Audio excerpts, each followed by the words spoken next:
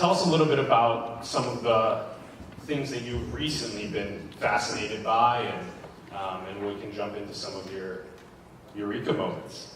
Wow, recently been fascinated by, I can't remember what I may have actually put into this, and I don't want to bust any of the questions, but I do a pretty broad range of stuff. So this runs, everything has to do with brains or machine learning, something along those lines. As I was mentioning to someone, I recently had the pleasure of giving a talk in Berlin titled "The Extinction of Humanity." I didn't pick the title. Some depressing German did. Yes, it was, I think, a very German. Was it after the election? Because that makes a lot of sense to me. It was after the election, it's quite true, although it really was about AI. And then, of course, the unfortunately very rationally minded group of people on stage all then had nothing useful to say about the extinction of humanity. I was hoping we could actually give like instructions or something. Right, yeah. Like, where do you get on the conveyor belt? Yes, yeah. Well, how to build Skynet. That could be a useful thing. So a lot of my work nowadays, I strangely enough happen to be one of the few people that uses machine learning and big data to explore issues of bias and diversity. I do labor economic modeling. I still have a deep passion around neuroprosthetics. So if you're wondering, that is Elon Musk's new startup, as well as the startup of the guy who founded Braintree. So apparently, what I really need to do is sell my current company to PayPal, and then I can go start my own cyborgs startup, just like they're doing. Oh, nice. Yeah. So a lot of different things. Anything that has to do with literally making better people interests me, start to finish. Education, talent management. It all sounds very dry, but you throw some cyborgs in there and the chance for me to secretly run experiments on people using innocent VC dollars. And you got me interested. Okay, good. So cyborgs is you basically want Elon Musk to fund your cyborg company. I'm inclined to think that Elon and I might not actually get along all that well. There's probably a good reason why Dr. Doom and... How do we know he's not a cyborg to begin with? Have anyone ever seen him touch his skin? Like, felt the heartbeat? I don't think so. You can see like, a little battery in the background of his ass, I think. Okay. Unfortunately, I follow a new rule. Here you go. You wanted the explanation. I follow what I call the Lark's Vomit rule. Does anyone know what that is? Someone want to take a guess at what Lark's Vomit might be referring to? Please, somebody. Is it a perfume? How the fuck did I end up in a world where nobody is so conversant in Monty Python that it's Lark's Vomit? Mine. So this is a very simple rule. If you've ever seen the skit, Crunchy Frog skit, it is this constable is confronting the head of a chocolate company, and they're progressively eating more and more disgusting chocolates until they reach the title named Crunchy Frog, which is then described as, we fly, baby frogs from Iraq, dew-picked, lovingly enrobed in chocolate and garnished with lark's vomit. And the constable responds, lark's vomit, that's terrible. And where did it say anything about that? And he points out under the ingredients, right after monosodium glutamate, it says lark's vomit. And the constable responds, it should have a big warning label on it. It says, warning, lark's vomit. So that's my approach to startups. I've done 7 of them, which is, if you, on your website, had a big warning sign that said, warning, this is my business plan, and you didn't do it because rationally no one would ever sign up for it, I think that's a big problem. Whether you're Uber or Unroll.me or any of these companies, if your real core business plan is lark's vomit, then you need to really think hard about what you're doing. So most of my work is philanthropic. I'm more of a fake it till you make it guy. I feel like that's a better way to do it. You know, you don't want to give people too much information. People get bogged down in the details. I feel like more of a big picture guy. I think you're knocking Lark's Vomit, but somebody here is going to create a startup called like Crow's Shit. You know what? I've had Soylent before. It's the closest thing to Lark's Vomit as you can get. It tastes just the same, and I'm sure 90% of this audience would like Soylent. I like it. Do you? It just tastes like batter. Yeah. I've always wanted to eat pancakes without cooking them. Well, there you go. You can get all of the nutrition. Yeah. Turn the oven on, no. Blah, blah, blah. Yeah, it's nice. So it's secretly just Bisquick with like spirulina mixed Like in. multivitamins, It doesn't yeah. even have spirulina. It just has Yeah, I don't read the label. I just heard it's healthy. multivitamin Yeah. ground into pancake batter. We actually had Soylent as a prize here at one of our shows. Oh, was that a consolation prize? It was, yeah, we had to chug it and not puke. We had the comedians try it. So that's good. It's a good start. So let's actually get into the questions. The first one especially, I know, will be a very fun conversation for us to have. Vivienne, would you like to read the questions off? Sure, I can do that. So what are these robots doing? And why might we be worried? Comedians, do you guys have any thoughts? Are these the arms that you get the prizes for in, you know, like a video game arcade and they never give you what you're looking for? Right? Yeah. Well, no one's with me. You guys see what it is. Look at the skeptical. Come on. Clearly. I think that it's the same process that was used to pick cabinet members because it's like no information, random, and completely unqualified. No, I think that if it were truly random, you'd actually have ended up with a more qualified That's applicant. true. I meant random in a very white male sense. I was going to say there would be all that color in that particular. I know. It's too colorful for Maybe that. they're removing that cabinet member, right? All right, audience, do we have any thoughts? What might these robots be doing? Oh, okay. Hold on. They're trying to sort, like different colors maybe? From Right, do we give partial credit? Is that a partial credit? We can give a partial credit. Sort. A sort? Okay, all right, so let's give it a partial. Let's give it Eureka. Eureka! Yeah. You can have Eureka. Yeah. Yeah, just a Eureka. So you're right, they're definitely not only sorting, but learning how to sort. Let's see if you can catch this with your hand. This is a brain. It's a brain. Ooh. You ready, my man? Sticky. This guy's already prepared for me to not throw it well. Normally you come up, but it's too fun to throw this thing. Here we go. Boom. There we go. Vivienne, Athletes in the room Right, tonight. softball hero. should we ask for more credit? Is there? Yeah, let's take it one step further and think about what they might be doing collectively. What are they doing collectively? Okay, hold on. So learning how to interact and physically touch different objects. I feel like we're nosing our way there, but I want one more try. Recycling?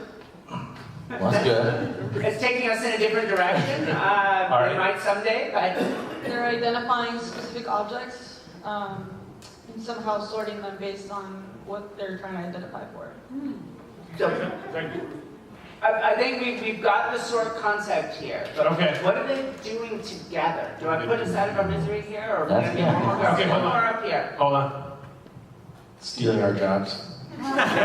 I wish I had a job for that They're steal. not immigrant arms, so they're not doing their jobs, okay? They're white, they're okay. What are they doing collectively? Quite true. So let's just say, so we got the two. How about we can talk about what a word, but I'll answer the first one right up front, which is now they're actually learning from each other. So yes, they are individually learning how to sort the content. What is that? So without any humans being involved, they may not have been able to tell, but they had cameras to watch their neighbors. And as their neighbors were getting better at sorting, they were learning from one another. So no human was involved in teaching them how to sort. They simply learned from each other. A hot Tinder game. That's what I'm trying to say. Yeah, what is that Tinder? What is that finger doing on Tinder? This is what every All- guy says when you're like why did you send me that dick pic? He's like, it just sent itself. Like, this is what every The woman... AI learns then Is that what that's a prosthetic of? If I was gonna say, if The that ones finger, that I received, Not mine. this looks better. if that finger gets a date, it's only got one move. It's got one It's move. foreplay. We can go on forever though. That's a long It's night. very boring clitoral stimulation. Like 10 play. Tap, tap, are you coming yet? Tap, tap, tap, tap. The Raven, not okay.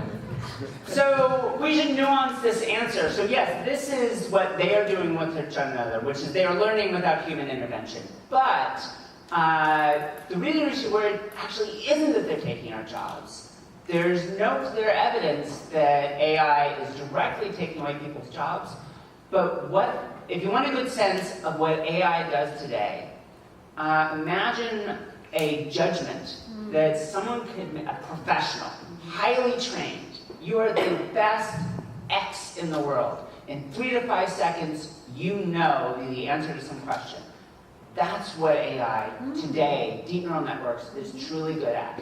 So in fact, Jeopardy and chess and Go. so to give you a very good example, some friends of mine have a company called Pacific Labs, and they originally built a sonogram wand with an AI built right into it. So classic tricorder startup. And they've expanded to focus on the software side, but the spirit of it is, when you run this thing over someone, it immediately starts doing the diagnosis without any human involved. So we got 2 futures promised by this. One is super doctors. Imagine you go to your GP, and with wearables and with deep neural networks, right there and then in real time, they fully diagnose you, and it's the most amazing experience, and you never have to wait 6 weeks to see a dermatologist or whatever the hell you have to. But another future is the Jiffy Lube future, where you think, well, wait a minute, why am I paying a doctor to do this at all? Why don't I just get a lab tech? And they can run the wand over, and then a computer will tell the patient what they're supposed to do after that. That is actually the overwhelming trend in the interaction of labor and AI, is the deprofessionalization of industry. So if you are a coder, be an amazing coder, because I would be shocked in 10 years if we still need people to just write basic code. Because I have some friends out there designing deep neural networks today. You say something like, I want my app to pull people's age off of Facebook, and it writes the line of Python code right into your code base. This is good for me because neither this nor Everyone's the last unemployed. slide looked very funny. So I think I have job security for the next 15 years. Yeah, those high-paying comedian jobs. Yeah, that's Keep the economy afloat. We need to write jokes that artificial brains will laugh at. Like 011001. Ha ha. Well, they'll never replace comedians, because as soon as you design an AI that knows sarcasm, irony, set up punchline, and then that AI robot's doing like a 7-minute set in like Modesto on a Monday night, it's gonna fucking short circuit and like kill itself or kill humans. It's not gonna work. I agree. Damn you, validate I think me. people are only going to build AIs for jobs that have economic value. Yeah. We don't need robot doctors. Laughter is the best medicine. What we need is robot audiences who just love our undeveloped I material. think this audience is close though. I feel like they're pretty close I in think terms we of might robot actually be audience. moving out of AI into VR. What about the VR experience where everyone thinks you're hilarious? Or brilliant, or beautiful? I think in that case, then I think Larry the Cable Guy is VR because I have seen his jokes and his audience thinks he's hilarious. All right, You don't want to watch this anymore, yeah. Vivienne, let's have you maybe elaborate a little bit more on, so AI permeates now into so many different industries. It's approximately, we believe, 40% of US jobs could have robots and automation by 2030. So what do we need to do? What kind of skills do we need to build in order to keep our... So what's interesting is the core sets of skills. This year, I will have a book coming up titled Robot Proof. which is specifically about what actually is the things that not just are the hardest for AIs to build, but it turns out some things that probably for all of human history have caused people to stand out from everyone else. And we call these meta-learning skills. So you probably have heard of most of them before. They are things like general cognitive ability, social skills, metacognition, things like motivation.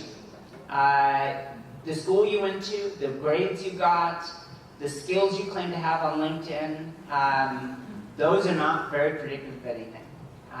But I've been endorsed for so much, though. yes, I know, it's heartbreaking. The thing I'm most endorsed for on LinkedIn is neuroscience, which hey, I actually think I'm a pretty good neuroscientist. I think Kevin has word processing. I have copy machine. Proficient in Microsoft Word. Yeah. But none of the people that endorse me are neuroscientists, so how the hell would they know? They're one of LinkedIn's dirty little secrets. So these are the actual things that are predictive of life outcomes.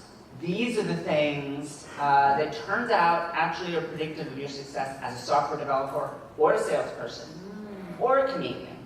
And so we're involved now in global education policy and technologies to deliver these around the world. And I think I may even mention some of that specifically later. And what type of machine learning is this? So this sort of stuff is reinforcement learning networks. So this is the same sort of thing, the Beat the World Go champion. These originally started as models of how rats learn to solve mazes. And so they were first used in robots to explore unexplored spaces. So if I built a robot and released them out to the wild, the first time I ever saw a reinforcement learning model in a robot was back when Sebastian Thrun, the former head of the self-driving car project at Google and Udacity and other things, when he was a professor of mine at CMU. And he was building robots that could explore caves all by themselves, and they would use these algorithms to figure out how to do it. So the way I use them is, what if we could explore the space of life outcomes across literally millions of lives and figure out the right things to do to improve the life outcomes of little kids and people already in the job market. So if you do the same thing every single day for weeks and weeks and weeks that you're doing this week that you'll do next week, it's likely you'll get automated? So if you wanted, this is what I frequently say is, if you are doing the same job this week that you were doing last week, someone like me is going to say, I bet I can automate that. Faster, cheaper, better. And there are any number of examples. What if my job that I did every day was just destroy robots that are smarter than me? You think that would keep me employed? That's very meta. Thank you. I think it just takes Nice a invention. good, Smash, smash. it takes a good bucket of water. I think that's Something, a yeah. job security for H2O. A powerful magnet. Powerful magnets. All right, audience. Can we hear a hip hip hooray? There, okay, that's one more time. Hip hip hooray! There we go. Can you guys name an industry that you've seen robots or AI already permeate into? Automotive, okay. Can we hear more? Manufacturing. Robotic surgery, all right. More? Vacuuming, yes. That's a good one. We know what's on your Amazon order list. Yeah. What? Finance? Yeah. Yeah. Cool. Now think, what happens? We were actually discussing this in the drive down. When you look at that DeepMind project that beat the World Go champion, some of the moves it made were inexplicable. No one understands why it did what it did. But it did it, and it won. What happens when it starts playing the stock market? What happens when two of them start playing the stock market? I guarantee you, it will come up with strategies that we won't understand, but one of them is going to think, you know what I'm going to do? I'm going to short the market and then tank it. I guarantee you that is in our future as AIs start to play open market. So what does your portfolio look like? Gold. In the bed, underneath the sheets. Magnets. Actually, my portfolio, I actually give all my money away. You do? Can I have some? Wow. Who does not show up for a quick moment and get the cash from you? Just Are your kids okay with this plan? As of yet, they haven't complained, and so I figured they're only 5 already. If they haven't figured out that I'm giving away their college savings, then too bad for them. They clearly aren't smart enough to have I learned. like that. Send you're robots to college. developing robots to replace us, and you're more altruistic than me. I don't know that I'm more. Well, I'll let you know that you are. I ain't giving my money away. All right. Let's okay, move on. Let's go on to our next question. There you go. So we have a little title here: Mind Readers, Snipers, and Market Bubbles. Those are clues. What's going on in this figure? Comedians, thoughts? Well, I see a lot of like Adobe Illustrator here. Maybe some Photoshop. Definitely some colors, some RGB. All right, speaker, listener. And this person might be going through a psychotic episode. We don't know. There's a lot going on there. And those are cancer lungs. Boom, got it. Nice. Is this just a list of things that horrify me? The answer is yes. I feel like this above is, the listener is about to explode because the person on the left is a mansplainer and thinks that they have a lot of things to teach. Well, wait, let me tell you actually what this is. That is a mansplainer and is telling the listener. Actually, Kevin, if I can jump in here.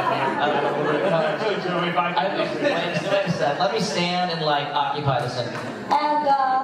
And then at the bottom, you know how like there's a thing called blue balls? Well, for women, like if you just become unattracted, it's blue brain. Because I'm like, please stop talking, dude. I thought you were going to go fluorous. That's funny. Blue brain is because I get attracted to my brain superficial. Like that's. Never mind then. All right. Let's Who was a better answer than that? Okay. Let's give it to the audience. All right, we have an answer. Hold on. They're trying to match brainwaves with speaker's voice and to analyze that if speaker will say the same thing before he said it. So they're trying to analyze the brainwaves and get the idea before he speaks. His accent makes me believe him, by the way. You definitely, you know what you're talking about. So it is kind of mind reading. So, gosh, I don't know what to say because it's dead wrong, but it's such a great answer. Stick with the accent, though. I believe you. I was going to give you my money. I actually, and in full deference, if you do, so what's going on here, it's just a tiny clue, but it involves EEG. If you do something called ECOG, which is you put the electrodes right on the surface of the brain, you can do exactly what you're talking about. But that isn't what's represented here. All right. Great guess. Great guess. So I think the person on the left that is speaking corresponds to the brain.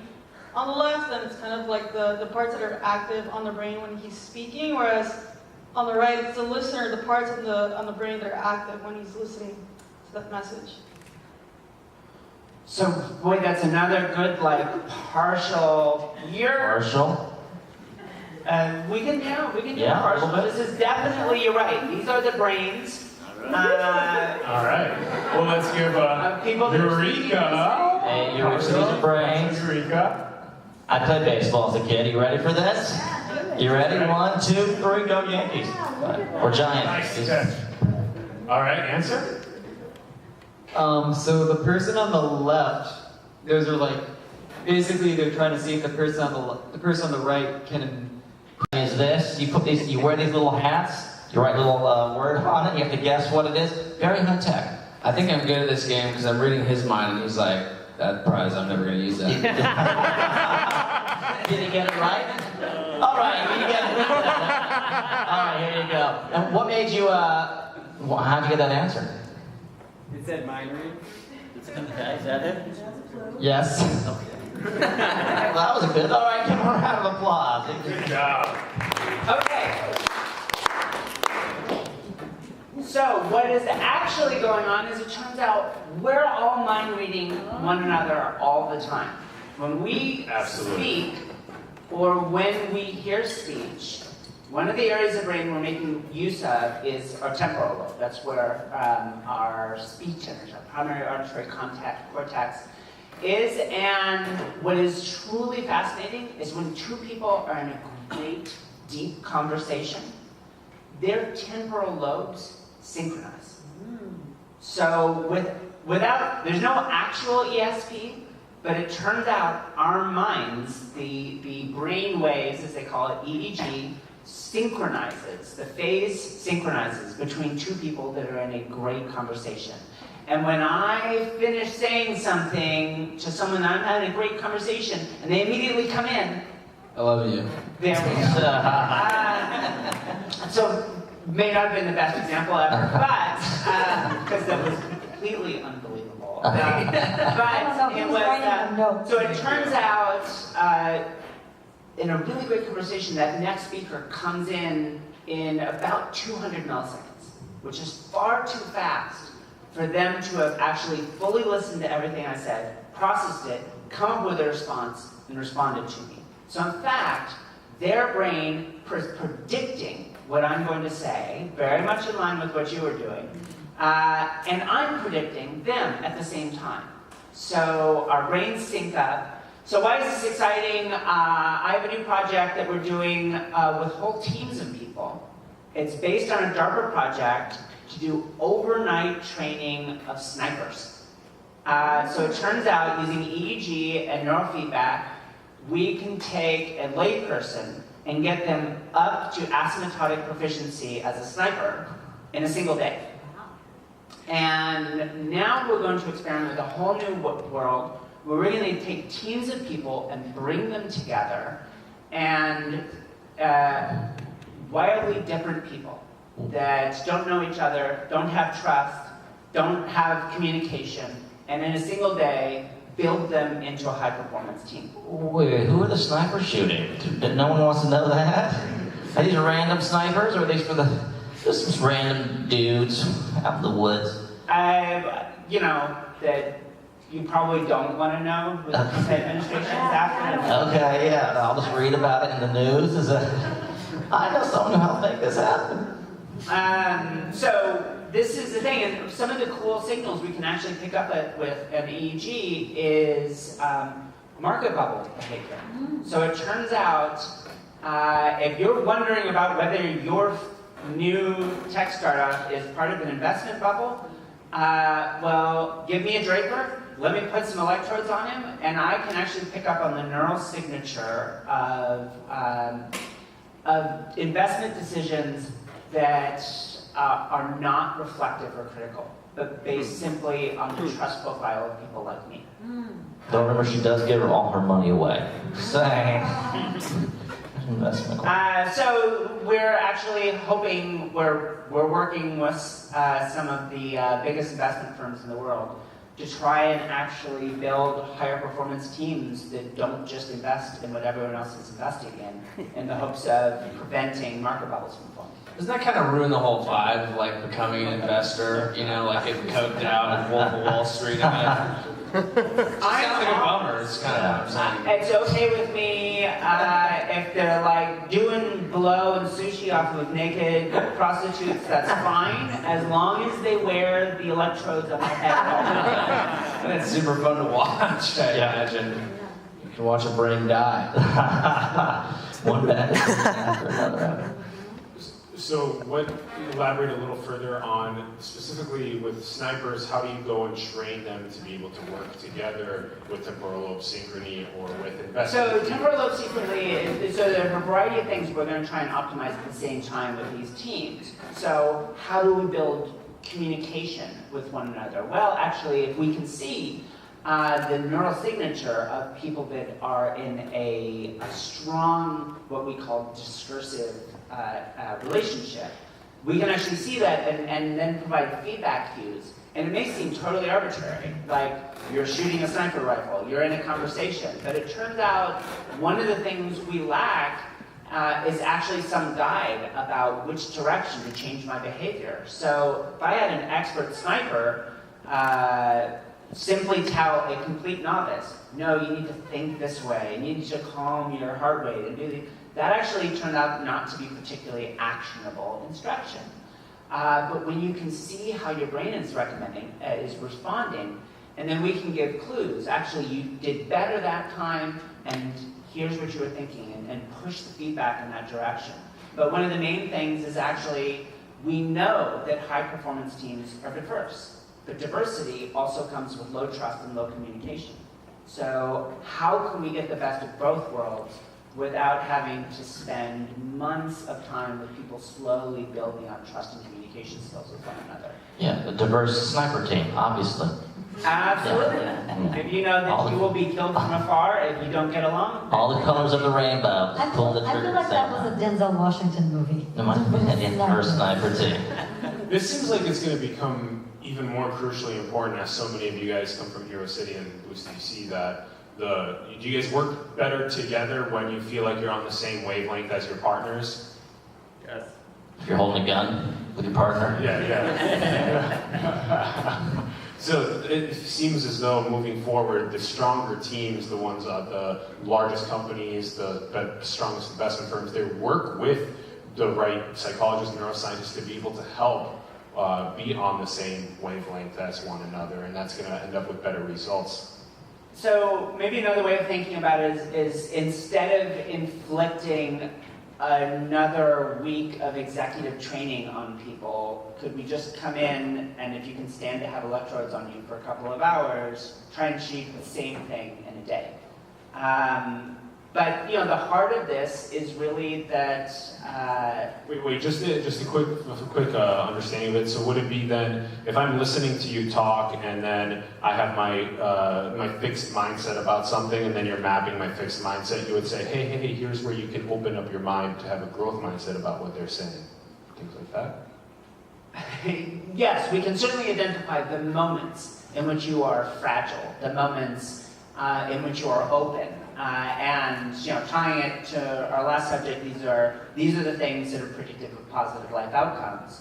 But now we're taking it to this domain of understanding how to build that in communities of people rather than in single individuals. So this will be truly the first time anyone will have done this work in large groups, out applied in the wild. Yes. Sorry. Are there ways to bring kind of awareness or emotional intelligence to, like, say, a douchey CEO of a rideshare company? Just random example. Like, how can you fix that person? Some guy named Travis. One of my the last name starts with K, but no one in particular. So I should just close that they asked if I would be their chief scientist, and it took me about 3 seconds to say, What did the electrodes say while you were making Yeah. I think it was a Said, good suck it. thumbs up. Yeah, my brain. Oh, by the way, I should say, just for those of you for technical credit, down here, these things that look like brains, but hopefully they don't look too much like brains, they're actually inflated brains. A professor of mine at UC San Diego, go UC San Diego. I went to UC San Diego. Oh God, I used to feel good about it. How dare you? We have a great communications program. I always loved communications. I was cog sci, so right. Oh, perfect. It's awesome. Go So try a guy named Marty Serino, UC San Diego, invented an algorithm that takes the classic human brain has gyri and sulci, all the folds. It inflates it while maintaining the distance. So It's like you a see Botox for the this brain. smooth surface It's a balloon of the animal. brain. This is what a human would look like if you inflated their brain, essentially. So it's really cool technology, and maybe pretty soon this will be every day. You'll have it from your smartwatch. Yeah. I have a question. In the learnings of the individual who has the electrodes on, when you're explaining the situation back to them or giving them feedback, is that a conscious process of the learner, or can it also be unconscious? So it's interesting that these feedback systems are kind of like a mix of the two, which is what we give you feedback on is that you're moving in the right direction. The funny thing is, you don't have clear sense of what's the right direction. But if in real time, the simplest example of this, which exists in a lot of the commercially available nowadays, they have mobile EEG rigs. So if you go by a NeuroSky, one of its tools is a game where you try and like float a ball right in the middle and you make it move around. Initially, you don't have any sense of what makes the ball work right. But slowly over time, you can start making the ball spin in circles and go left and right and up and down. I'm actually an advisor of a company that is doing this for people with locked-in syndrome. But you don't really have any idea what you're doing because you're controlling it by changing the pattern of synchrony across your brain, which is not something you have any introspection into, but you can control at the same time. Pretty cool. Now, when, this may actually come up in a moment, but in the world of motor neuroprosthetics, which I know we have a slide on, but we, in that case, those prosthetics are actually plugged directly into your motor cortex. So instead of having to learn this bizarre skill, which you can't introspect on, you simply imagine that you're moving your hand and it moves the robotic limb. So they're completely different technologies. And what blows my mind about that is that that's 10 years old. The basics of robotic neuroprosthetics, motor neuroprosthetics, have been in human beings for 10 years. But there's exciting, cool new stuff that we're going to talk about. It's hand jobs of the future. Just like think really hard and you'll get them. Not if they look Dream bigger than hand jobs. I don't want like a claw arm giving me a hand job. That's one prize What that's if it's not very going to reach. precise It's learning from the others. That's good to know. Does that mean, so From my hand. it could be a prosthetic, like if I had a prosthetic leg, but could it also mean that I could sit in the middle of like an Iron Man suit and move an entire body of fake limbs? Pop and lock, pop and lock. The largest funder of this is DARPA. And what they really want to build is powered armor. Sweet. I mean, that is pretty cool. Yeah. Objectively cool and horrifying. Okay, let's. On to number 3. So we've got 2-part question. What are these things? And this is directly following from our last one. How are they related to cyborgs? Are we looking at earthworms here? A little X-ray to go through the TSA. Could be tasty jams. Tasty Could be beads. yeah, beads from the DJ. I think it's lark vomits. Like I'm gonna go with brainwaves. Going out on a limb. Yeah, it's a big limb. The funny thing is, if you mash some of your jokes together, you're getting close to the right answer. Oh, these are earthworms brainwaves. The listening to Spotify. Yeah. You know that? Perfect. Got it. Okay, next question. I bet they have better answers. They probably do. What are we thinking? So let's start with question 1. What are these things? And we're probably going to need some hints here. So this has to do with both brains and sound. Is this a single neuron readings? And are they moving towards entropy? Wow. There's so much good stuff in that answer that while there's still some more on the table, I think I gotta go with Eureka. That's a Eureka right there. Eureka. First try. Come on up. Come on up and tell us more. But I think I got more to say. Yeah. All right. Dun, dun, dun, dun, dun, dun, dun, dun, dun, dun, dun, dun. First try. It's like you get your own brain model.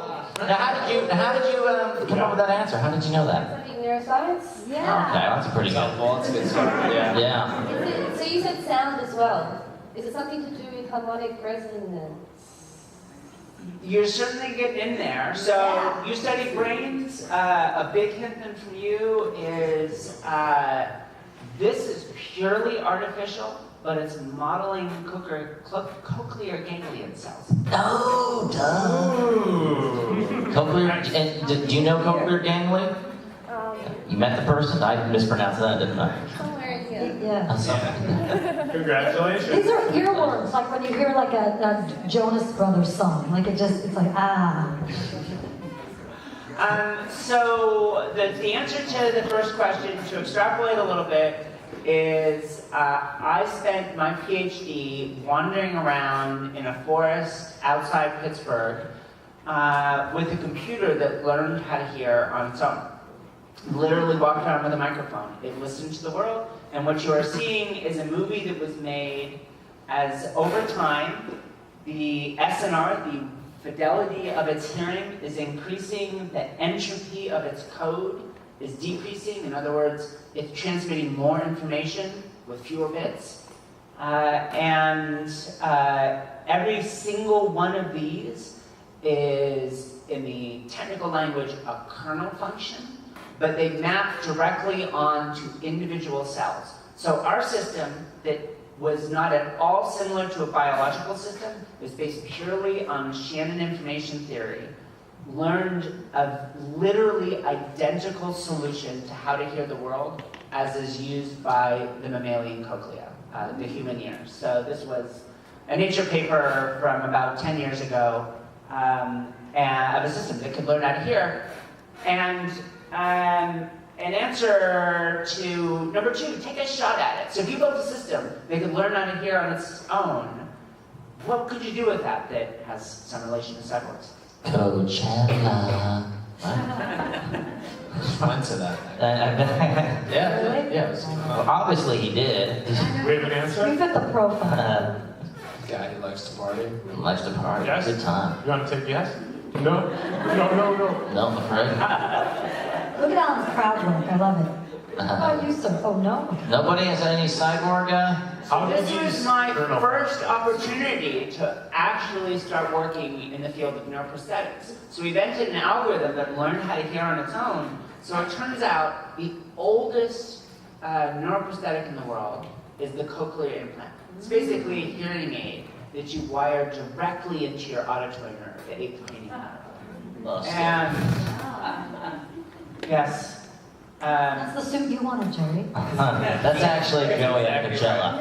The jam suit. White man dances. So this is a cochlear implant. This is a baby with a cochlear implant. It may not look like it, but it actually goes into his brain because that's a magneto-inductive connection on the top, so you can pull it off, but underneath there is a magnet on the other side, and then it wires into the eighth cranial nerve. So you can take, this baby is completely deaf due to peripheral nerve deafness, and if, as in this case, you put a cochlear implant in them when they're little, when they grow up, you have to run experiments on them to tell if they were ever deaf. But if you do it in adults, the world sounds like this. And they'll go through the surgery, and then they'll turn it off and never use it. So we built a cochlear implant that could learn to hear on its own. So you get bionic ears. And it could actually learn differentially. So how do you listen to music? Turns out a totally different code than how you listen to speech or how I have a conversation in a noisy room. And the system could adapt and learn in real time. Would it be possible to pre-build in preferences into people? Like you could set it up in such a way that this baby's gonna like love metal, you know, even if he's not that mad at his parents. This is like having like ringtones. I thought you were gonna say it could be like I always want Alan to sound like Richard Nixon. Boy, there's a complex, genuine answer to that, which has to do about the coherence of codes with the natural signals that they encode. But yeah, to some degree, you could build in an ear that was specifically adapted to polka music. Only polka, bro. I'm not looking to violate. I think everyone in Scandinavia has that ear. So yes, you train it only on Megadeth. Yeah. And then yes, actually, the system literally extracts more bits of information when it listens to Megadeth than when it listens to anything else. Don't we all? And it will induce the appropriate changes in the baby's brain such that that becomes their area of expertise, I suppose. That's amazing. Science. Yes. So nowadays people are doing the same thing with retinal implants in the eye. So these are sensory neuroprosthetics. And we discussed motor neuroprosthetics. So while these systems take information from the external world and feed them directly into the brain, it's also possible to do the other direction, which is jam wires directly about here into your motor cortex. So this woman here is profoundly paralyzed. I thought that was the new Pepsi commercial. With me on that? No, Kendall Jenner. Force feeding Pepsi to people with her machine, robot arm. Pepsi, drink it. Okay, sorry. So that box on the top of her head is a drive that has wires going through her skull into her brain. And she is simply imagining that she is reaching out and picking up the thermos. And so this was 10 years ago. So this isn't done yesterday. This is 10 years ago, a project called BrainGate at Brown University. And in fact, what she was originally doing, she's controlling that robotic limb next to her just by imagining she's moving her own arm. And they were testing it by putting little balls out. And she said, I haven't fed myself as an adult. Could you put that's her own thermos of coffee. She said, could you put it out on the table? And she picked it up and fed herself for the first time. And if you watch the recent World Cup in Brazil, the first kick of a ball was done by someone that was paralyzed from the waist down. And they were wearing an exoskeleton built by a guy named Logothetis, and it allowed him to walk up to the ball and kick it. Otherwise, he couldn't move his legs. And he just did it by imagining. So my interest is in cognitive neuroprosthetics. So can I literally jam things in your brain and make you smarter? So to give a very concrete... Please. Please. Well, here's the answer, which is, given real-world research already done to date, unambiguously yes. In the 1% of you that survive the surgery. All right, I'll do it. Anyone who wants to take a go. Yeah, Gotta break a few eggs to make an omelet. exactly. Break 99 eggs. So volunteers accepted. So let's take a concrete example. From my other line of research, working memory span. It's how many things you can think about at any given time. It relates to your attention, your creativity. It is a strong predictor of how much money you'll make in your life, how far you go in your education, how healthy you'll be, and it even weakly correlates with happiness. The average number, which is not actually very helpful, is 7, but much more meaningful, the range around it is about plus or minus 2. If you're 9, you will almost certainly earn more money, go further in your education, and be healthier. If you're 5, doesn't matter, doesn't mean that you can't be a Would you like CEO. fries with that? I know. You got food on that, that's I got food on it. But you guys order fries. You don't think, oh, I feel so bad for that. Okay. All right. Or Maybe it's the owner of the frying pan. But here's the thing. We know at a molecular level how things like childhood isolation and household stress causally decrease working memory span. So wouldn't it be amazing if you could go in and lift everyone's working memory back up by, say, 2? So, now all of those kids that weren't born to be who they could have been, you can give that back to them. But I will freely acknowledge on my personal website for almost 25 years now, it said, what if the magic number was 20 plus or minus 2?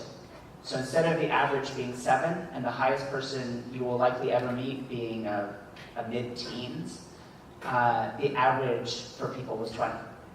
I didn't even think we'd know what that world would be like. If we were able to help all of the neglected, abused kids, you're right, there would be no comedian jobs. So we would be out of work, Joey. And there'd be no strippers. But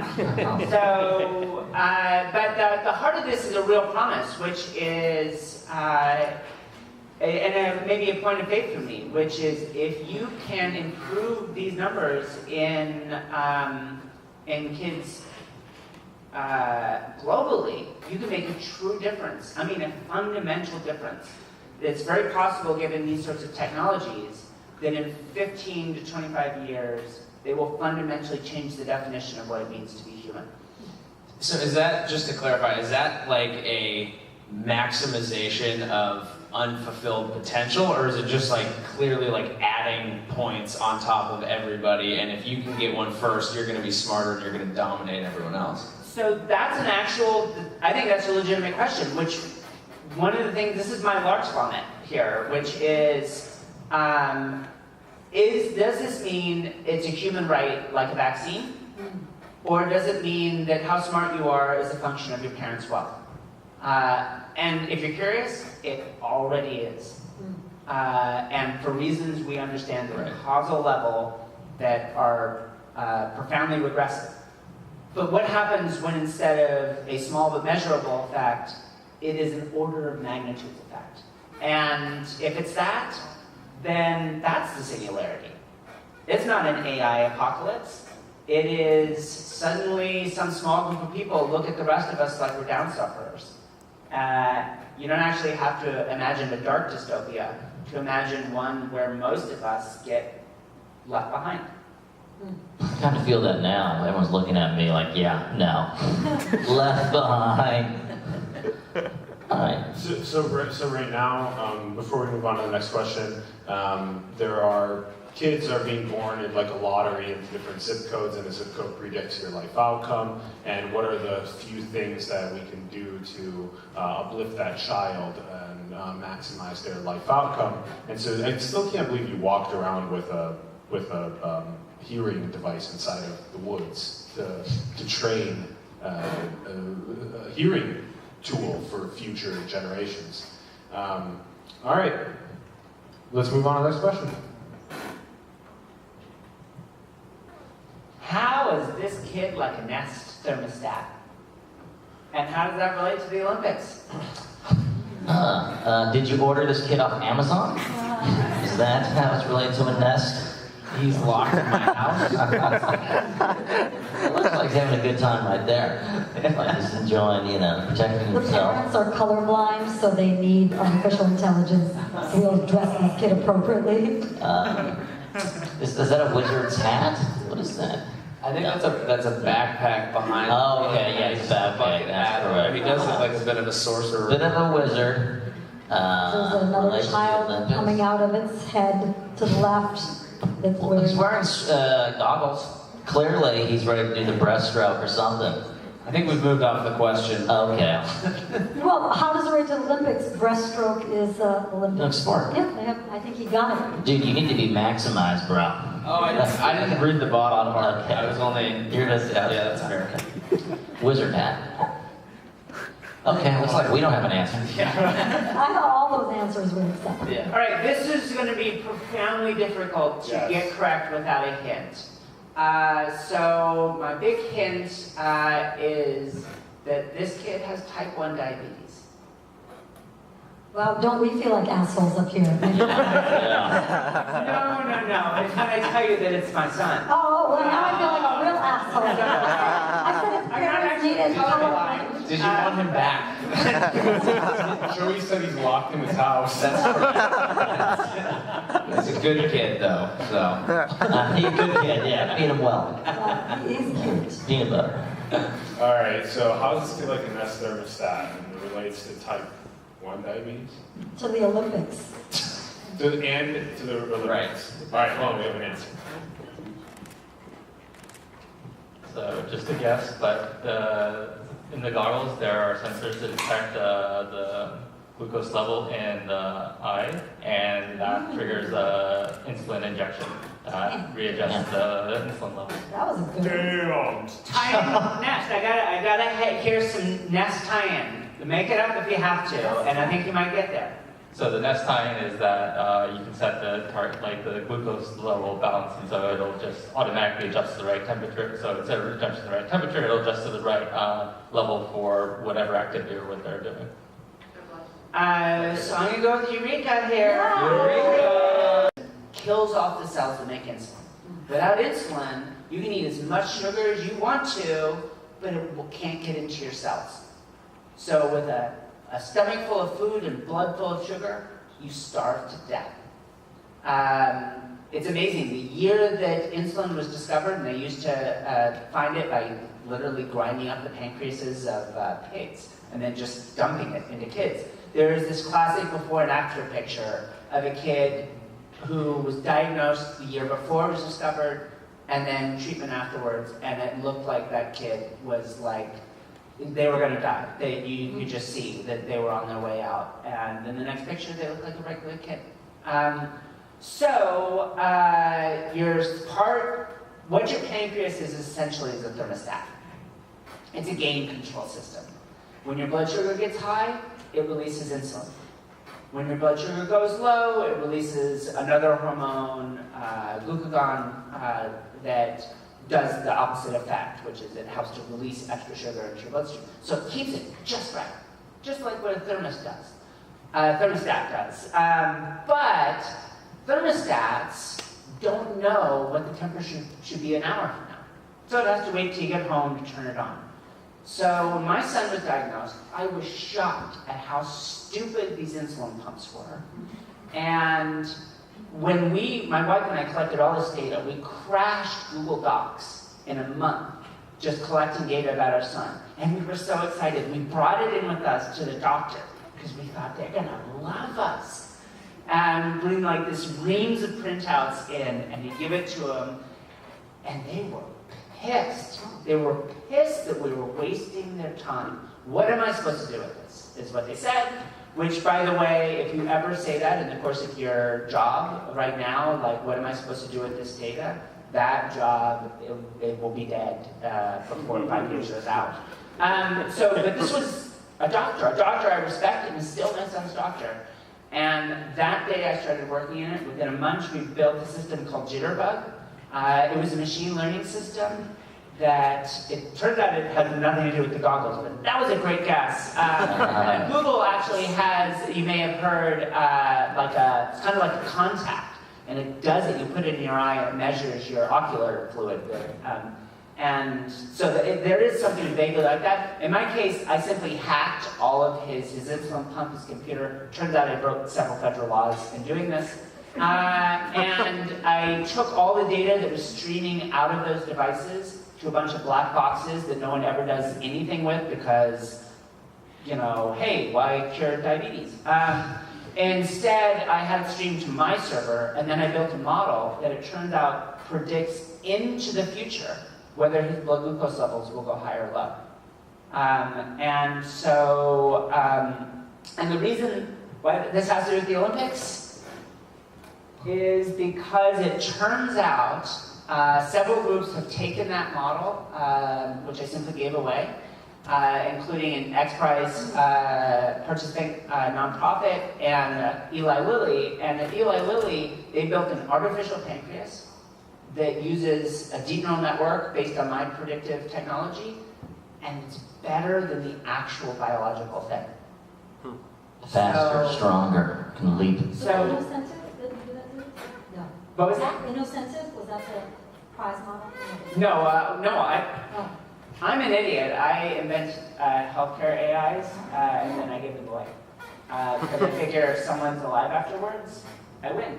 When you wouldn't do anything with the money, so why not? Yeah, I'm just cutting it. So give it away. Just give it away anyway. So but what I'm getting at is, it turns out. Same thing true for hearts and brains. So no one is, brains is definitely a domain I'm working on. And yeah, there's good reason to think that initially corrective work, but Elon Musk with Neuralink is pretty transparent. They want to start out doing medical applications. I've done one myself. A system for Alzheimer's where you get an early Alzheimer's diagnosis and it builds a model of you. It understands how you react, who you know, how you react to them emotionally. And then as the disease progresses, it begins to scaffold you. It comes in, and here, this is really cool. It was only ever prototyping. We never actually brought this out, but we can actually detect that memory failure. That moment where you first don't recognize your own child, we can see the cue of that in the neural signature ahead of time. And then you can imagine, we actually did this without any direct neural technology, just using Google Glass and a mobile EEG. We could then flash your child's name, because we're doing facial recognition right after the video at the same time. Flash the kid's name, and all you think is, of course. And what we avoided was that first moment where you forgot your own kid's name. And the goal is to preserve their independence. So you skipped the car keys, like where are those? Went straight to the kid. Yes. That's good. We're going for the loving relationship. The loving relationship. Now, I Car don't think keys you is love up. your car, but it's, or given the gist of some of our jokes so far, maybe you love your robot early. But it's whatever you feel strong emotion. Yeah, my hammer. We can actually pick up on those signals and build. So initial goals will be, how do we take people with degenerative diseases, with brain trauma, with strokes, and get them back to who they were? But again, what does it mean 20 to 30 years from now when we have those problems cracked, and what's up next is how do we make it better? What if you had an app on your iPhone and you could say, you know what, I'm going to go watch Moonlight. So we're up in the emotionality. Like, I'm going to fully present. I'm going to be there for this. And then the next day, I got to prep for a test. Emotionality all the way down, attention all the way up. And it's just an app you have on your phone. Probably a shitty UX, but this is what we're talking about. All right, let's keep moving through, because we do want to get through all the questions. Yeah. We can earn all the prizes, and we can get you out of here. And I have trouble making jokes about your diabetic son, to be honest. I just want to do that. He's a very funny kid. Okay. So what does this heat map represent, and how can it save a life? So we again might need some hints here, but... Well, it looks like somebody's just spilled some food on the subway map in New York. So it looks like spaghetti. It's a map of urine smell. Urine smell. Look at this heat map. What's that predict?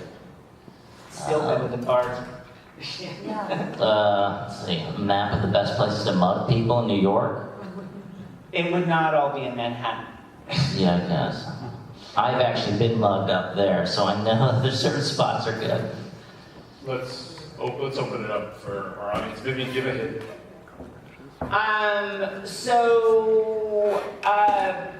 I was asked to join the board of a small startup that was building a technology that could track people's emotions in real time, passively off of their smartphone.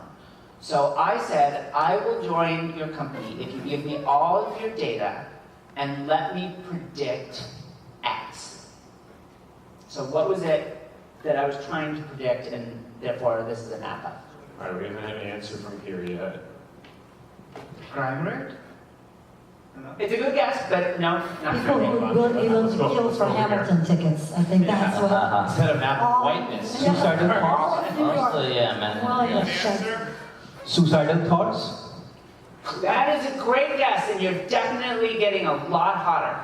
So there are emotional states, suicidal thoughts, we get in there. Oh, we have an answer, it is? Heart attacks. No, we definitely want to be in the space of mental illness. Suicide thoughts. Hold on. Keep thinking suicide thoughts, guys. Suicide thoughts. Suicide thoughts. Like a psychotic episode or a mental breakdown or something? I think we've got to say Eureka to that one. All right, Eureka! Come on down.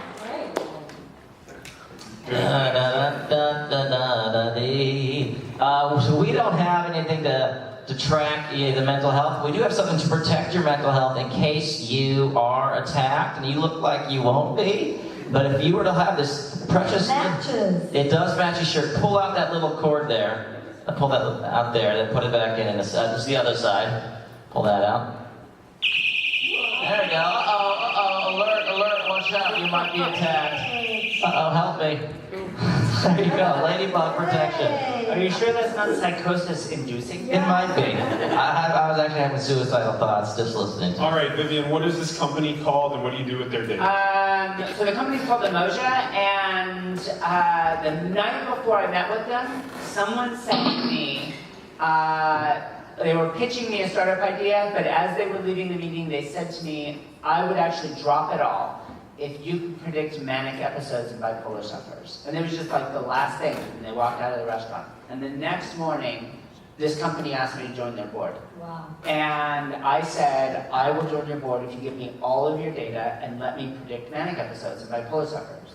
What you were seeing was a heat map from an actual person looking at the location. No idea what that sounds. Product.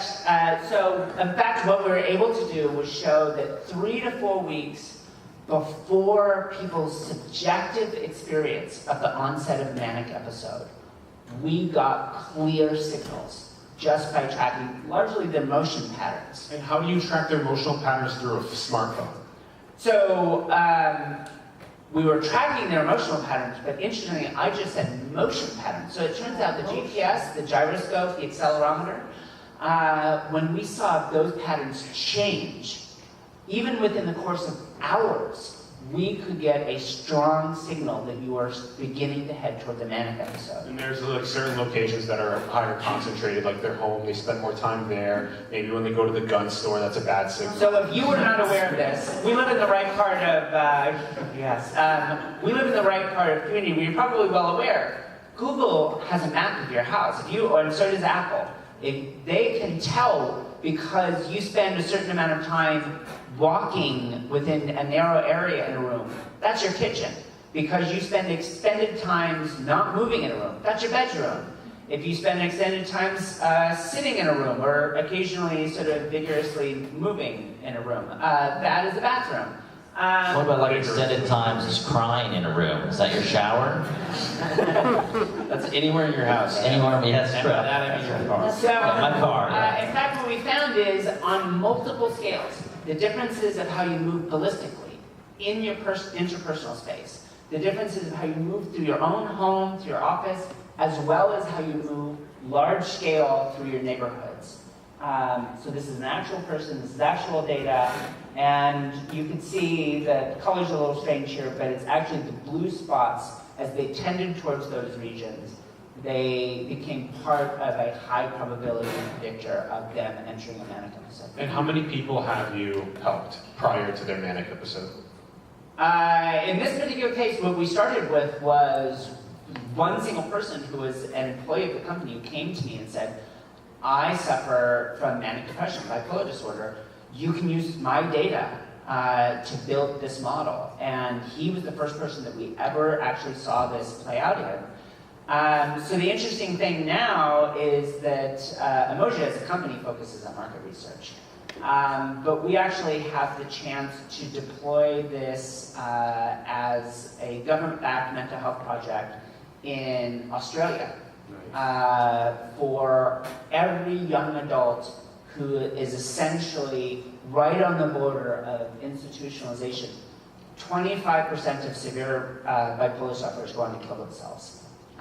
So what we do is we send out a message to a trusted confidant as well as to the sufferer. Say, hey, high probability of a manic episode in the next few weeks, where our goal is to do the same sort of thing with major depression and other mental health challenges, so directly along your comments. And if nothing else, maybe there's things you can do. You can change your behavior, change your medication, go see your doctor, take some time off from work, whatever works, but if nothing else, there was this op-ed in the New York Times this one woman wrote about how she had gotten a message from her sister. She went, and on the front door of her house, it said, please don't go inside, just call 911, I don't want to see you this way. That's not the message that you want to get. The message you want to get is a week ahead of time saying, you know, your sister needs help now. It's good to hear that the technology is going to go into Australia. That's really important as you build technology, that it actually goes and makes the impact on people and doesn't get stuck in bureaucracy. All right, let's keep going on to the next question. There you go. Why is this image unique? And what does that have to do with autism? Start with what makes it unique. Well, it's unique because it's a photo of a competent president. I don't think that makes it unique, that makes it historical. Historical, indeed. Ties it to autism. Boy. I don't know if that guy, the soldier, I don't think he's autistic. Well, we don't know. I don't know. He'd be the cutest autistic boy I'd ever seen. Is he your son? That's why we I sure do. She's gonna say, that's my son, by the way. And That's my Joey cousin. made all this shitty jokes. I'm not gonna mess with your kids anymore, so. Jesus, I'm not that old. Does this need a hint? This needs a hint. But if you think you can guess it right off the bat, feel free. But what makes this unique is not actually the picture, but it's what took the picture. What took the picture makes it unique. All right, what do you guys think?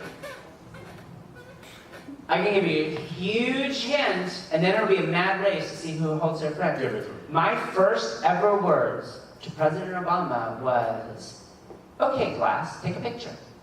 Oh, Google Glass. The silence. You guys want And what does it have to do with autism? Okay, yes. All right, You here we guys go. answered autism. Yeah, that's First better. part. Answer? I think it has to do with autism because autistic people have trouble with facial recognition. And Eureka! Oh, Eureka! Come on down. For you, what do we have but a great, very thin book? How to Analyze People. Oh, nice. Look at That's this. good. What's bookmarked? It's bookmarked. You can say, like, this is very interesting information. Pay attention to the amount someone blinks. A normal blink rate is somewhere between 6 to 10 per minute, or about 1 to 2 times every second. Blinking more than that can portray another emotion is happening beneath the surface, most often attraction. All right. Here you go. Read it. I stared at that that whole time. It was normal. He was normal. Was his facial expression fear? Yeah, the entire time. Get me off. All right, if they don't blink at all, it's the Terminator. So yes, that was I am told by Google itself, that is the first and only presidential portrait ever taken with Google Glass. He was so profoundly disappointed. So my wife and I were invited to a party at the White House, and I showed up wearing a fluorescent blue computer on my face.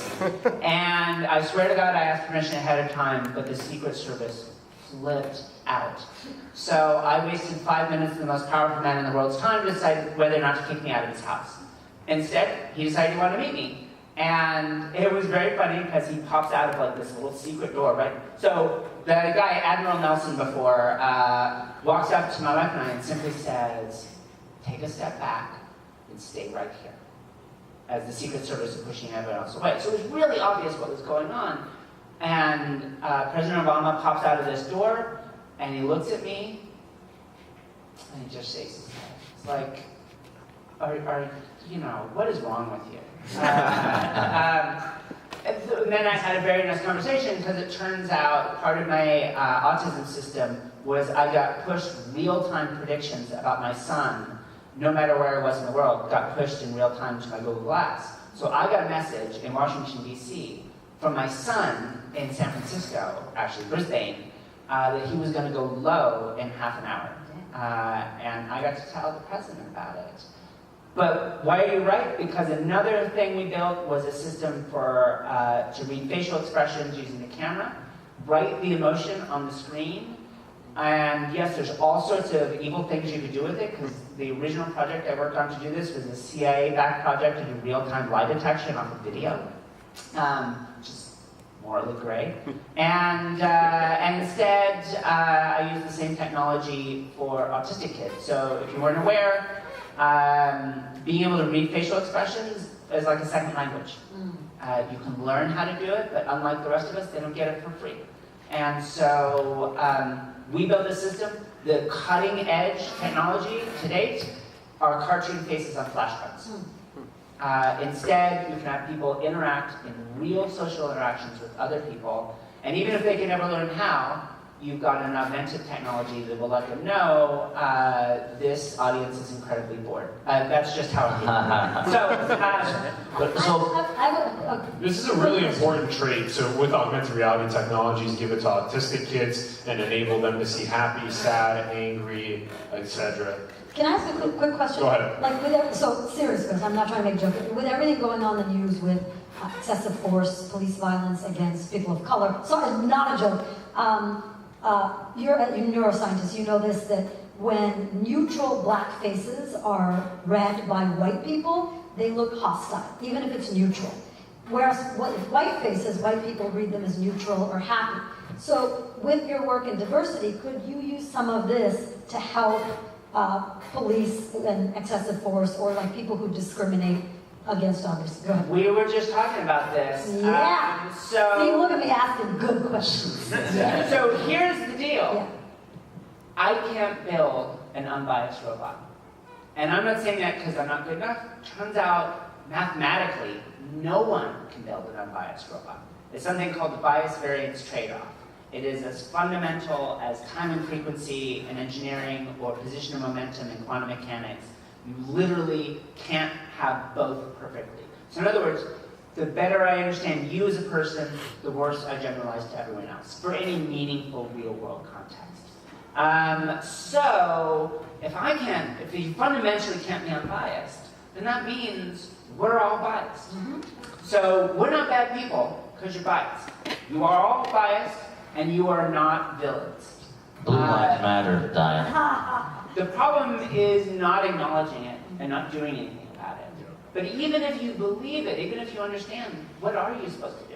So I frequently say, I don't build AIs, I build glasses. My goal is to correct people's vision. I build augmented intelligence. And so, yes, I worked on almost exactly that kind of project. And as I was just talking about with you, we are actually designing a system right now for an unnamed company that's building a giant palace in downtown San Francisco. Oh. And Giant palace? Oh, right, yeah. It will diagnose at an individual level what their hiring and promotion biases are. I like how Obama basically called you a glass hole. I'm like, only tell. I could hear it under his breath, Yeah. and there's a reason why I stopped wearing them. Yeah. All right, let's keep going through because we don't have too much time left. We want to give you guys the ability to earn the last few prizes. What do these men have to do with the behavioral economics of pregnancy? None of them wear condoms. Yeah. We're gonna stealth mode. Yeah. What do these guys?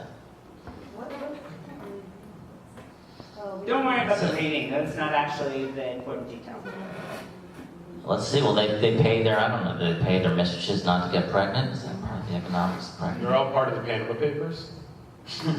They may well be, but that is not what I'm bringing up. So big hint, this is the C-suite, the executive team of Royal Dutch Shell. Okay, so are you saying that they're not fuckable? Is that basically what we're saying? I don't be crude here, but is that... No one wants them to spill their oil inside them? I bet their wives don't work, so that way they don't really care about maternity leave. So they're like, why can't you just get a husband? Rip off of that. That was a big hint. Yeah, look at that. I know things. I'm not just... So what's this hint, Vivienne? This hint is, if you were a woman on the executive track, and this was your executive team, what would this tell you about how hard you ought to work and whether you should start a family or not? I'd probably get a short haircut if I was... Like, I gotta fit in. Or skin bleaching. Skin bleaching. Does it basically mean that they, at that company, they understand that if you do take time out for pregnancy, you're not going to be able to get ahead? There's no maternity policy for Royal Shell.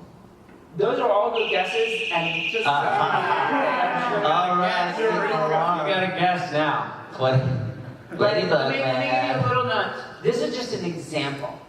So, to answer this question, imagine you're a junior female executive at a company, and you look up at the leadership, and this is what you see.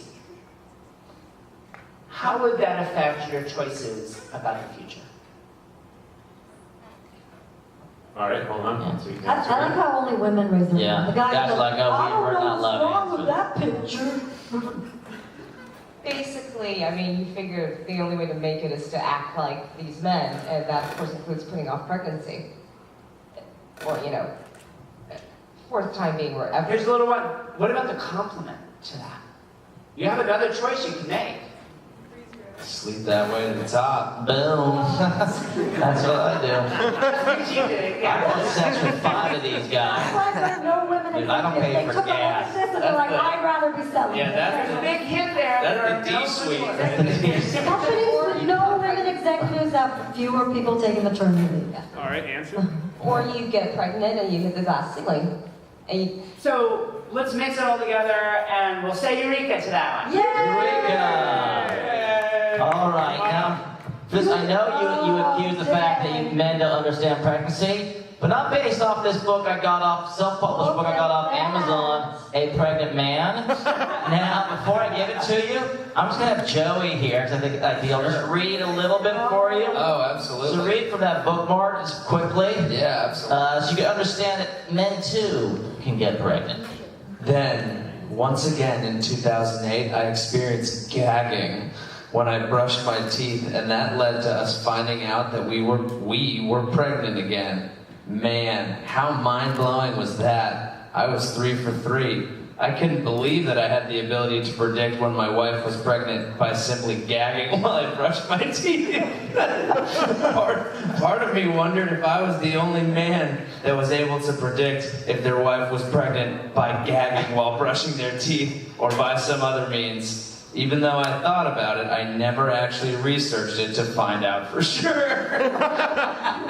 Where the fuck did that toothbrush been? Yeah. Oh man, treat me like It's a a toothbrush. journey. Enjoy. Congratulations. Names? Okay, so there's a ton of research in this space. It turns out that some amazing economists, a Nobel Prize winner named James Heckman, another guy named Raj Chetty at Stanford, who I think is headed in that direction, both recently published research showing, amazingly enough, the wage gap is higher for Ivy League grads than for the rest of America. You might think it would be lower.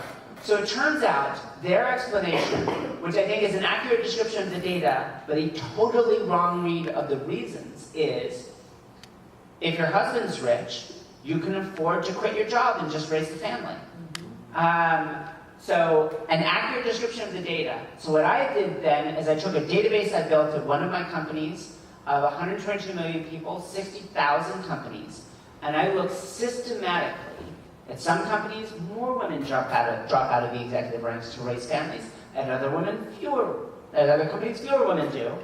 What predicts that? And it turns out exactly what I just showed you, a picture of the leadership team. The more women are in that picture, the more women choose to stay on the job while they raise their families. So supposedly this decision that women make, hey, they just like to raise families, turns out it's not true at all. If you know you're gonna have to work 3 times as hard, and then you look at your top leadership and you see no one like you, why would you ever think that hard work is going to pay off? Same thing applies for Asian or Latino or Black. So we actually see this in students of color where they get full scholarships to Harvard and then they don't take it. And if you grew up where I grew up, that's insane. Like you didn't take a full ride to MIT or Stanford. And it turns out when you interview these kids, they feel fully competent. They feel like they deserve to go there. But ultimately, it boils down to what's the point? So it turns out the #1 predictor that those students take those scholarships is that they actually know someone from their neighborhood that had gone before them. Would it help if we just threw up posters of Beyonce, just like in corporate boardrooms, or? So, you believe it or not, that's a real question. So it turns out having examples like Tim Cook for gay, Oprah for intersectionality of Black and female, and maybe lesbian. It turns out those don't work as well because these people are superlative. They're not like me. But when you know someone from your neighborhood has achieved, it completely changes your belief about what's possible. My hard work can pay off. Yeah, after I moved out to the Bay Area from South Dakota, one of my friends also moved out there. It's kind of kept me as an example. And there are more people now making that same move. The interesting, so I went to MIT for undergrad and grad school, and we would consistently lose Black candidates to Georgia Tech.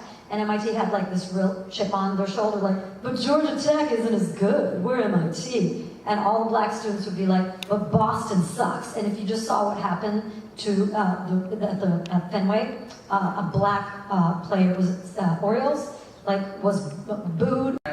What's the point of going to MIT if you're just going to end up back on the farm? So this is universal. People, to quote my wife, in fact, I'm stealing the line, I'm writing it into my book, and I'm not going to attribute her, but it's not just opportunity.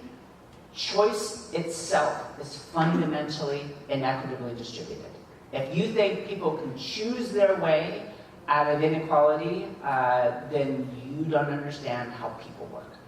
And what is this tax on being different? So this is a totally different story, and we probably don't have time to go into, but it turns out we were able to take that same data set, and when someone said I had to work twice as hard, I thought, well, could I actually quantify that?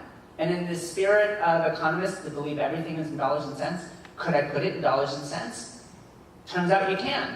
There's the tax of being a gay man in the UK. It's about $70,000, or about 54,000 pounds. May not sound like a lot, but imagine you took one of every 10 young boys born in England and said, for the next, when they turn 5, you go to their families and say, you owe us $5,000 a year for the next 15 years. That will change the outcomes for those kids. But now when you get into other, the story originally started with a guy named Jose Zamora who wrote a blog post. I compared Joe versus Jose. That's what his blog post is about. Turned out Jose typically needs a master's degree or higher to be competitive with Joe with no degree whatsoever for equal quality of work. And so we were able to capture that. And then again, when you get to intersectionality, this is actually not just women, it's lesbians in the East Asian tech industry, and now you're talking upwards of millions and multiple millions of dollars. Think of it like anti. If you are not the classic model of what your culture thinks is the right thing for this, what is the classic model of a software engineer or a research chemist or a CEO, then this is the ante. You have to pay just to enter the game. And so a white man can get hired with no degree, but a lesbian woman from Singapore might need to go through a PhD to get a similar position, even though their skills are the absolute same for the position. yeah, and sometimes it's very complicated working out the circularity of all these sorts of things, but you need to go to better schools for longer, higher degrees, more brand name companies, longer work histories, more awards, even if, and we build big AIs to do this, even if the quality of your work is essentially the same. And we want to propel a meritocracy in the future. And I actually really like the metaphor. So we came up with the idea of the tax on being different so that we could actually, I was invited to talk to Jeb Bush back when people thought that he was relevant. And I thought, what if we could describe discrimination in language that a Republican would understand? Good, do more. Sorry. This is very, very, very, very bad. It's not useful language. But the tax is actually really useful. It's a better way to think about than the glass ceiling because, hey, maybe really anyone can succeed in theory, but imagine if you have to work twice as hard for the same outcomes. You run that, you apply that systematically to every woman, every person of color, someone that doesn't fit the gender norm, who's disabled, who just doesn't fit the classic stereotype of what this job requires. And you understand then, you have to work harder for longer to achieve. Eventually those people give up. Yeah. All right, rapid fire. Rapid fire, here we go. All right, here we go. Good question. First big question, who is this person? Does anyone know who this person is? Let's go. Audience? All right, no one wasted their youth. This is Rodney Mullen, arguably the greatest skateboarder of all time. He won 59 world championships in a row. What does his amygdala share in common with the world's best salespeople? Well, first off, who knows what an amygdala is? Oh, Say the word. neuroscience Say the word. major does. Go.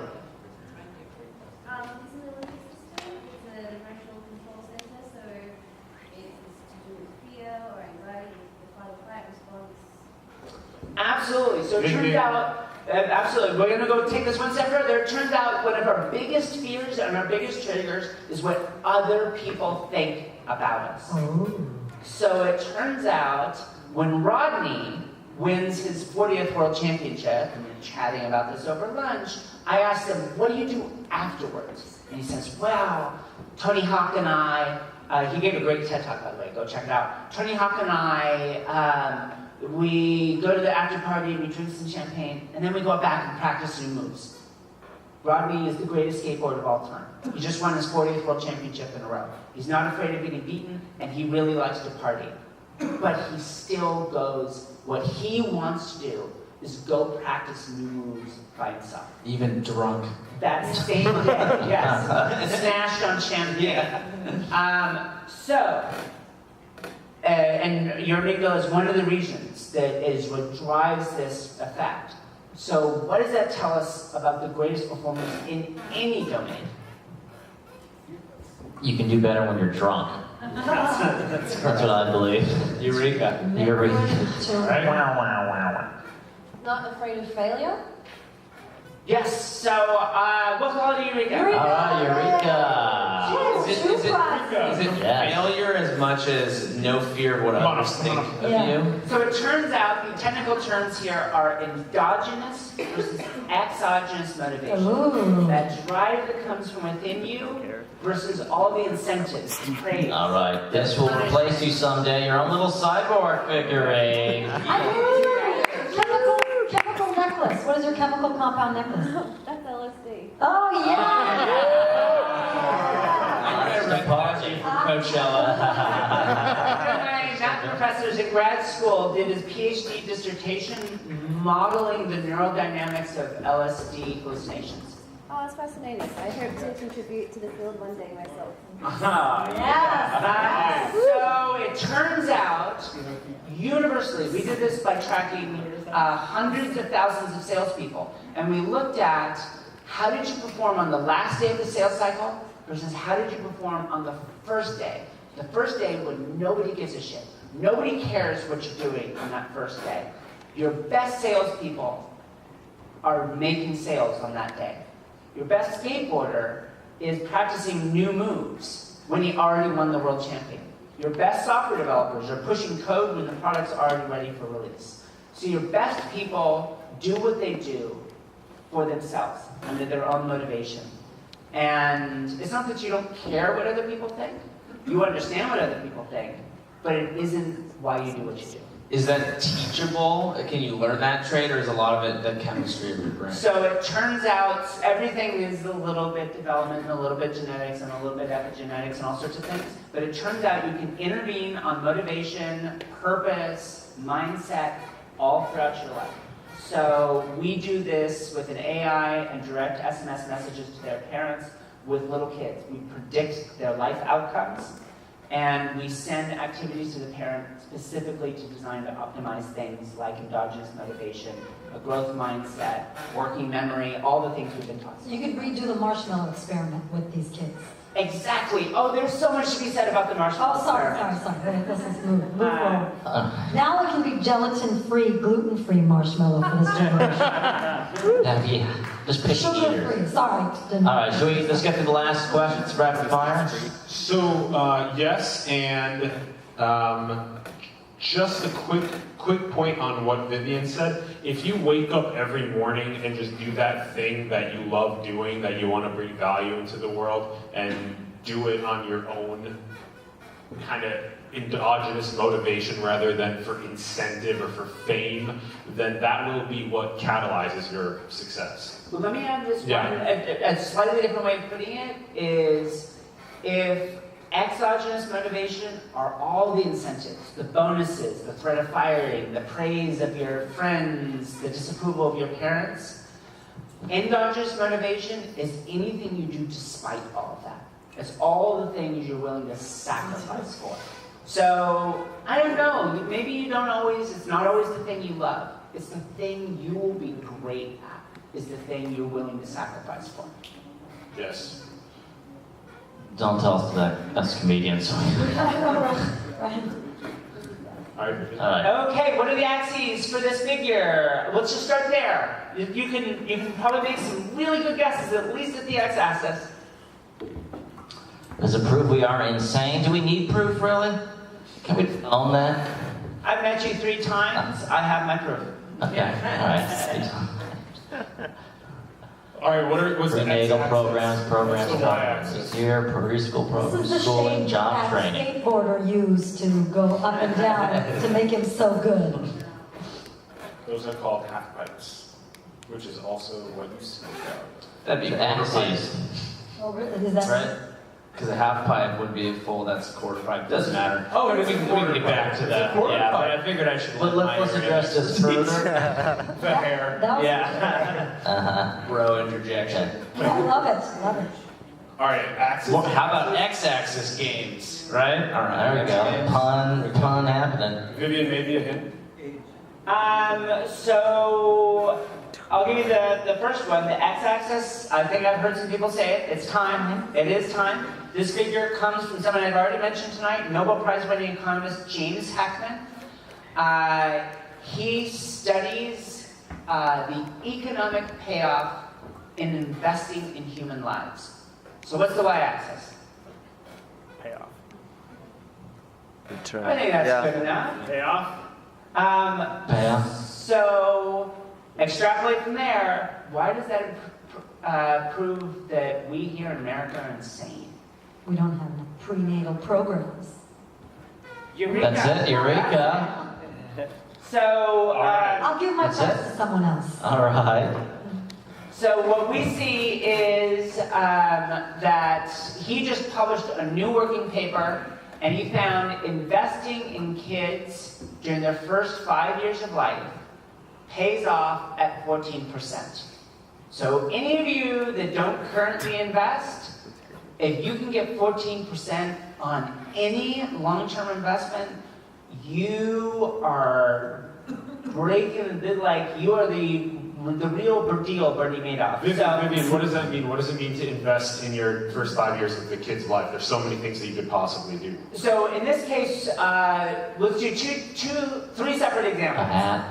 In the case of the new working paper, what they did was, it was an experiment run in North Carolina, and they looked at intensive 8 a.m. to 5 p.m. High quality childcare for the first 5 years of life for single working mothers. And they estimated high cost. This is a real invasive program. And that's where their numbers come in. That they then tracked it over 30 years, and they looked at where those kids came off and how they contributed back to the economy. And it was a massive payoff. And of course, you also keep the moms in the workforce. But even simpler than that, one of my favorite studies, also by Heckman, out of Kingston, Jamaica, they ran an intervention program. For 2 years, social workers went to the homes of severely at-risk toddlers in the slums of Kingston, hardcore areas, and for once a week, for an hour, they worked not with the kids, but with their parents, and they taught them little games they could play with their kids. And then they ran out of money, and 20 years passed. Heckman and some colleagues from UC Berkeley went down and found those kids, now adults. They earn 25% more than their at-risk peers. They're substantially less likely to go to prison. And some follow-up research by friends of mine at Northwestern, they literally live longer. They have better, substantially better health outcomes. And these children are following your investment portfolio. Well, I think they're just giving away their money like Vivienne does. No, Very altruistic. that was the joke. Yeah. Okay, it was, okay. This is really what I'm going for, but now this is part of the system that we run globally through our text message system, is to deliver these sorts of interventions all around the world, powered by artificial intelligence, to be able to scale across different languages, different parental contexts, different economic contexts. It turns out the same recommendation to me and to a migrant family doesn't work, even if you want to improve the same quality about their kid. So you guys figure out what's different and target specific activities for those families. If kids were bonds? If kids were bonds, they'd be the backbone of the world economy. But unfortunately, nobody wants to invest in other people's kids, even though it clearly is in your selfish self-interest to do so. Cool. And the last question. What the hell is this? and then relate it to refugees. Okay. So we'll do Eureka if you can guess just simply what this is. Facial recognition. Wait, What was that? Hold on. Facial recognition. Facial recognition? I was gonna say, Technically working in a speaking, I need something radioactive a little lab. bit more specific. So a clue is, none of these are real people. None of these are human beings. Instead, this is a language. You are watching Is this something that haunts the my development dreams? of a language. So, what is this thing? I've used the word actually a couple times already tonight. Silence. This is like a language class right now where it's trying to Think learn about the kind of French. work No I one do. knows. Yeah. Oh wait, we got another round. Oh. Is it the average facial expression or facial features for a language? No. So let me give you let me tell you what the video is, and then we'll push the award to the next one. Well, they look like creepy people staring through my window. No, that's me. So this is a deep neural network that is learning a language for faces. So it can do expression recognition, but it turns out what's actually cool about this particular neural network that I developed about 10 years ago, so this is before the term deep neural network came in vogue, is it actually learns how people perceive languages as well. So we created this incredibly, this is my first time as an entrepreneur, and I did what any entrepreneur would do. I took an amazing technology and I made a sleazy game called Sexy Face. I played that game. You play the game, Like 2 o'clock in the morning, it's a select the bar. faces you think were sexy, and the neural network will learn how you see faces as sexy. And our promise was, for free, we will find every face on Facebook you think is sexy, and for $5, we'll find everyone who thinks you're sexy. Wow, is that still out? It Hot actually or not? it's been gone Not for a that while. But actually it was a Trojan. By playing the game, you were actually training it in how human beings understand faces. And what we were actually doing is, take a guess, what would be the worst place, the worst kind of refugee to be? What was that? The worst time? The worst kind of refugee. Country-based answer, or It's not a country base. This would be true all around the world. And by the way, there are over 1 million of them in refugee camps today. The worst times over 1 billion. Kids? A little more specific. Your kids. Children with disabilities. an autistic refugee? Type Oh, 1 this is diabetes. Get the president as we just move forward. Kid who can't find his parents. An orphan refugee. Orphan refugee, Eureka. Come on up. You can get your own Eureka t-shirt. There you are. Oh, nice. Show that off to everybody. What does the quote say on the back? Somewhere something incredible is waiting to be known. That's Carl Sagan. All right. So, at the time, 10 years ago when we built this, we were approached by the UN, a special project called Refugees United, to reunite orphan refugees with extended family members. There are over 1 million orphans in refugee camps around the world. And they wanted a system that could reunite them with extended family members. The way they were doing it was a book with 1 million photographs in it.